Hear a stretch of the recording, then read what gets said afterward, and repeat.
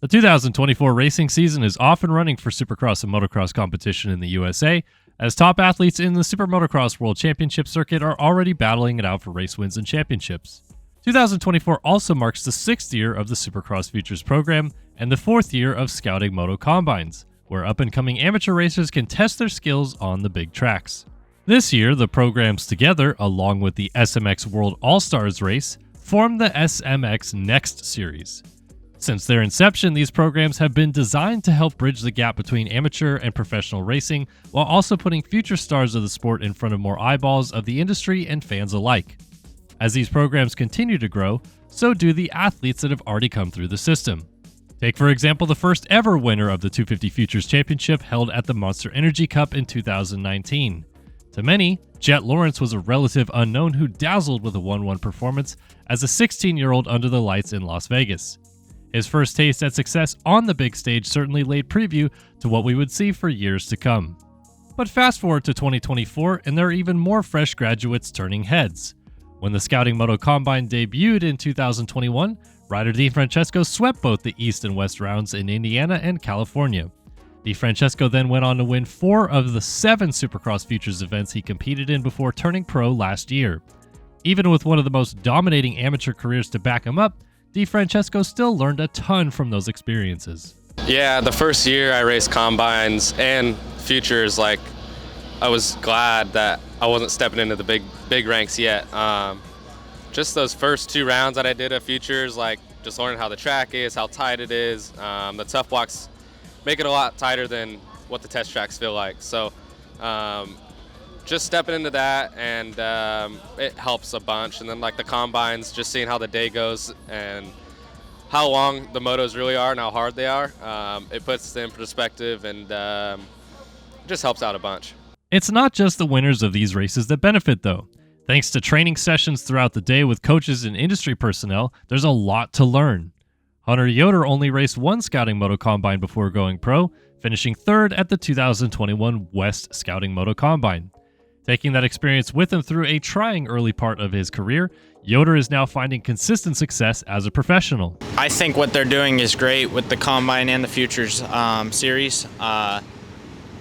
Just getting the sort of the baseline layout of what a pro day looks like, and doing that amount of riding in one day. A lot of the amateur nationals are maybe 1 or 2 races a day, so not a whole lot of riding on the track, and we do a lot during the day here. So getting to see the format a little bit, ride real tracks, that's the other thing, getting on a real Supercross track like we have at, Anaheim 2 and the other rounds. It's a great experience, and I feel like it helps you with, some of the learning curves and the steps it takes to be a pro racer.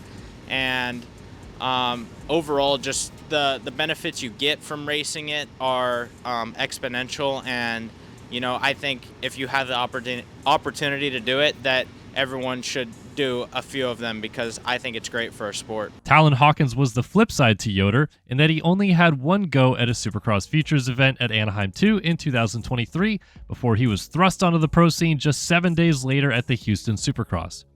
Hawkins, however, had a few Scouting Moto Combines in his back pocket already and leaned on those experiences to earn national number 35 in his first professional season. So I only did the Futures once. I did it once last year, and then I turned pro.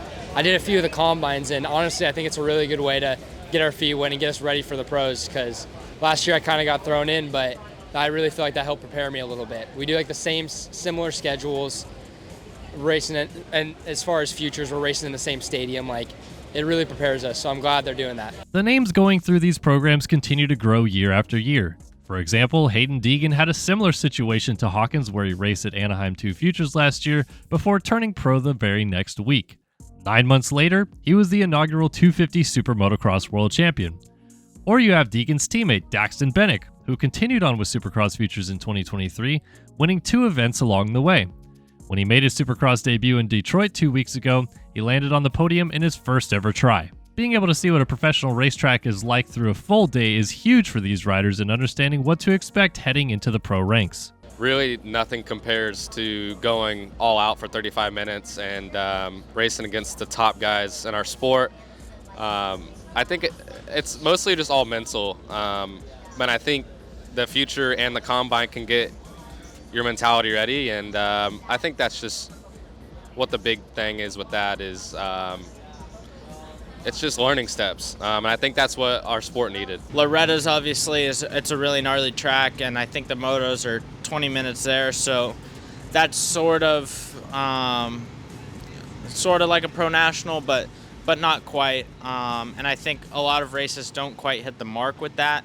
But the combine is 25 minutes, I believe, plus a lap, and there's 2 of them, and the track's really deep, really gnarly. They run a lot of guys through the day, other classes as well, and it gives you a layout, a base layout of kind of what you'll be looking at on pro day. Because usually in amateur racing, you get maximum a 20-minute moto for outdoors.